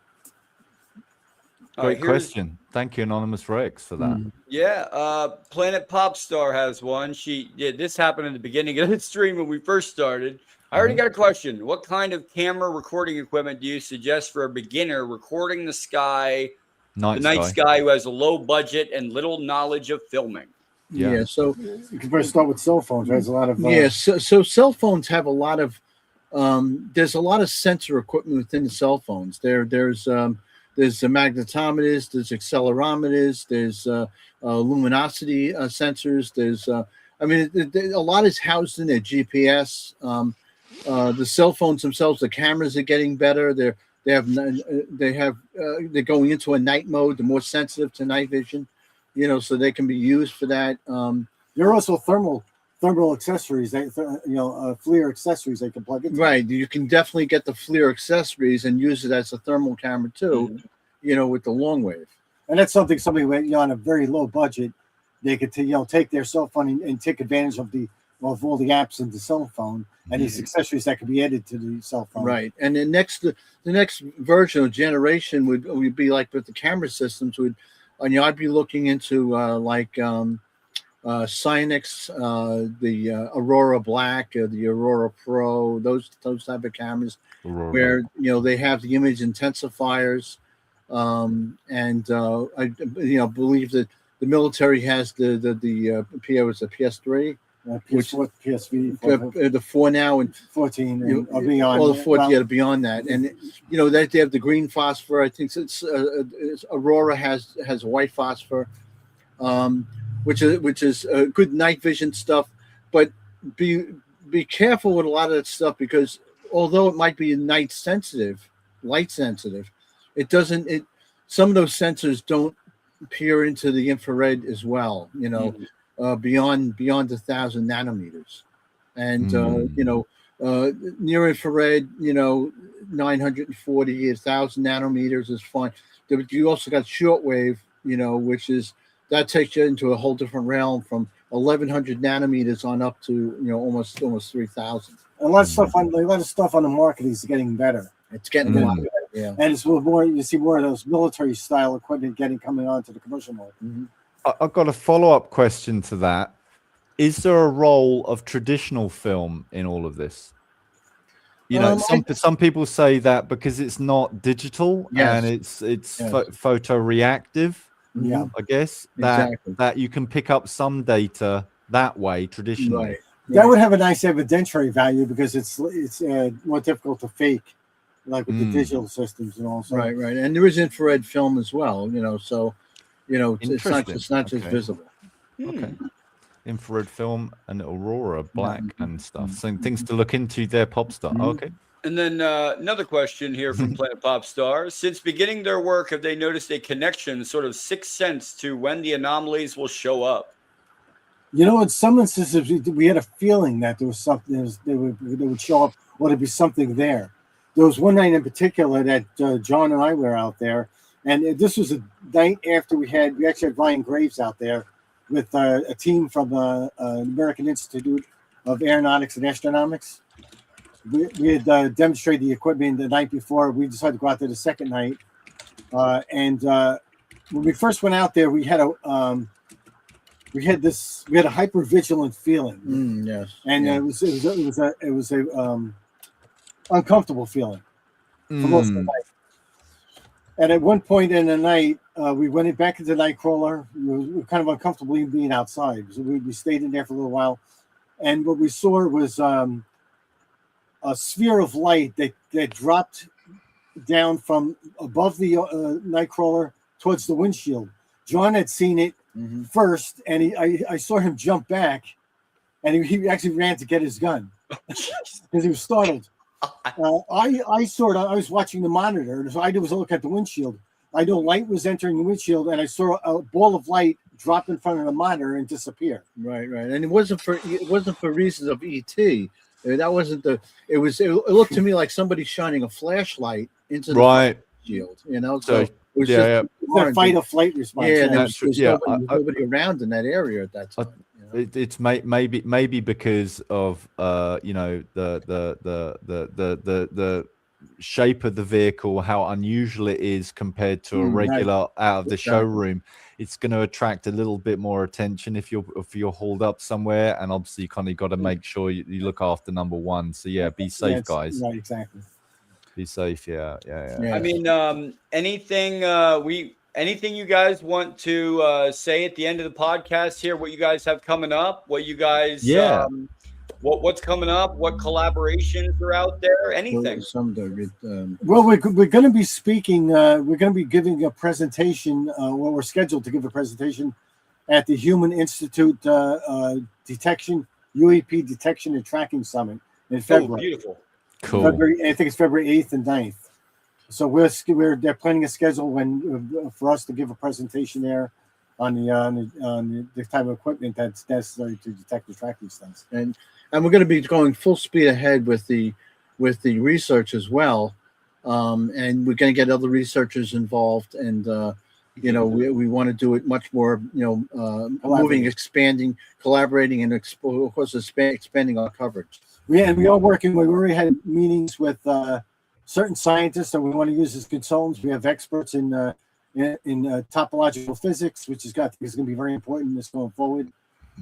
experts in propulsion systems, SME networks, and our SME network. Yeah, that must be. We're also going to be going to a hotspot in Pennsylvania in the coming month.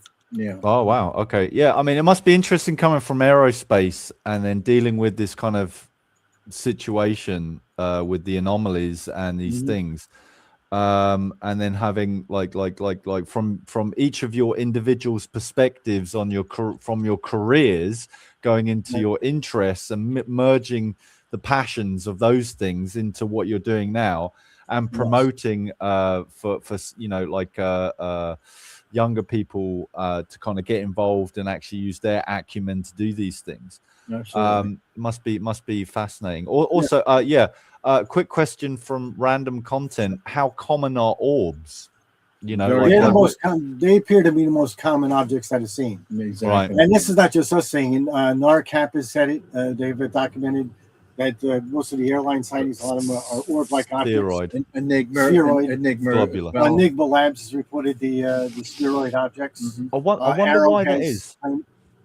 I wonder why that is. Is it just a geometric shape within 3 dimensions that is efficient? I mean, this is reported. I mean, even some of the World War II pilots. Yeah, the Foo Fighters that they reported back in World War II. Right. Been reported. So they were pretty common since going way back to the 1940s, 30s. I wonder if that's just a universal efficient shape. That could be. That could be. I know everybody always says this, freaking orbs. They're everywhere. That's trademark coffee bum. The orbs even go back to, if you go look at some of these these mythology. You talk about fairies, the fairy lights, and then that kind of thing. Yeah. I've often said that the mythology of different folklore of different peoples on planet Earth seems to have a correlation with the phenomena, and what we're describing now with technology going into our modern urban folklore is merely kind of like so when we're I think when we're looking at the topic, if we look at the ancient and folklore mythology as well as what we're seeing now, it gives us just a little bit more edges to the picture, put it that way. Right. Yeah. Jay. I'd say I mean, if you guys don't have anything else, we can call the live stream, and no questions more from anybody else in the back chat. Massive thank you. Massive thank you. Yes. No, and also, we're happy to be here. We have fun. Yeah, really enjoyed it. If you can get on a ferry and come over to the UK, I've got some prime sites for the Nightcrawler. We would love to have you. Absolutely. Yeah. International passported. There we go. Get it stamped on. The best thing that I'm happy about is the collaboration that you guys are doing with other scientists and other people out there. Dr. Everybody. With Dr. Andrew and those people. There's others like that. We're also collaborating with the Hesselin Project team. They're revamping the Hesselin Project work, and so we're actually collaborating with trying to helping them modernize their equipment. See, that's awesome, and that you're helping them and they're helping you, and we're collaborating. Everyone's collaborating together, sharing data. Yes, I love it, sir, gentlemen. Thank you. And we'll end the stream there. If you guys don't have anything else in the back chat, everybody says massive thanks to you guys for being on. Thank you. I feel proud of you guys, and I've not even shook your hands. And I'm like, virtual handshake. It's like, we need more ambassadors on planet Earth, and I feel you guys are real ambassadors for science, technology, and the human spirit as well. And the fact that you're not closed to ESP and you're open to possibilities. Really means you've got the ability to ask the questions that academia won't or can't or is stigmatized to ask. Exactly. So we're completely objective. Just more power. Yes, remain objective and keep asking the big questions and pushing forward with the tech, and also get the octopus. I'll send a link after the show. It's sure. Octopus secrets. Stay curious and stay objective. I love it. Like it's beautiful. And thank you guys for being on. Thank you. Thank you. We can all right, here, hold on. Now we'll have both me and you up real quick because I need to explain before we stop the live. I was going to say we also have 3 things that are coming up that you guys are going to love.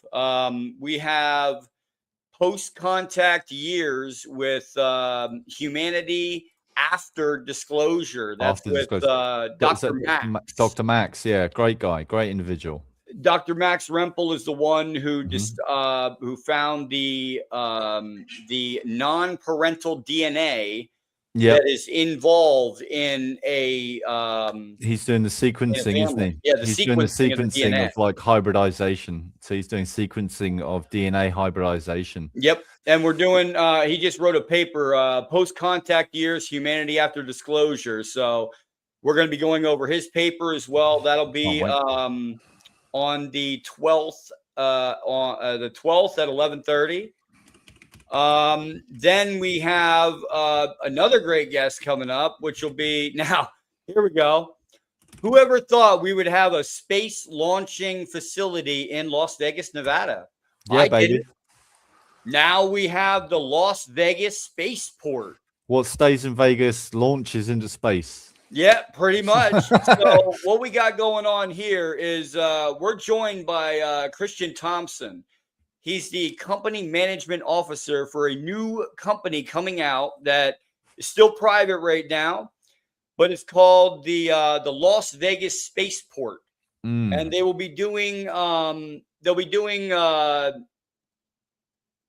pretty much it'll be a commercialized venture into space with hotel, but we'll be getting into hotel, casino, and the ability to go into space on tourism and maybe further afield. Yeah. Now, the one guest that I'm most proud of, especially you guys, brothers, Tedesco Brothers, is we also got a hold of. Hold on, let me get it here. I gotta get it here. Walter Van Beek. Walter Van Beek. He is going to go over the modern understanding of African cosmologies. Oh, yeah. And spiritual traditions. Yeah. He's going to be going over the Dogon tribe that he lived with down there in Africa and actually like spent time and with their culture, with their leaders and learned all their ancient ways. Is he going to, I think he's going to be debunking himself because he made a claim. It virally picked up online about the Pleiades and the Dogon, and he's actually counterclaiming himself. So we're going to get it from the horse's mouth. Yeah, what he's discovered post that original release of information. Exactly, George. Sorry for the freaking, but anyway, man. He's going to debate himself, which is going to be awesome because he put the book out. He says, man, Vaughn. Okay, Vaughn. I got to learn that. It's the other pond. I just like the fact that if you come out with a statement of fact and then you get more information to correct yourself and say, I made a mistake, that's ballsy. That's human. Yeah, and I came out and I asked him, I said, would you come out and talk about the Dogon tribe, the cosmology involved. Yeah, there you go. Involved in what you discovered. And he came back with, well, I would love to be on if you would have a skeptical voice like mine on. I'm going to debate myself. And I said, what? What do you mean you're going to debate yourself? And he said, well, I put out information, but now I want to rebuke it because I've found more information. And that's what we do. And this is what science is, right? You hypothesis to theory, you get a working theory, it's practical, but then new evidence comes in, you change the practical, you have a new working theory. Exactly. And even if it's different to what you're going with, this is great. Exactly. Great and I'm happy to have him on. And then we've got a bunch of other guests that I could go through. They're not scheduled yet, but let's just say you're going to have a great summer, guys, when we get done with all these guests. Yeah. Happy New Year 2026 to Tedesco Brothers. Sorry, John and Jerry. Thank you so much for coming on. It's been a pleasure and really got on.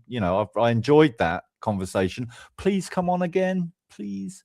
Some point, 6 months, I don't know, when you like partway through the year, come and do another show with us. It'll be awesome. Okay. All right, let's stop stream. All right, thank you guys for showing up, and hope to see you guys on the next one. Ciao, ciao.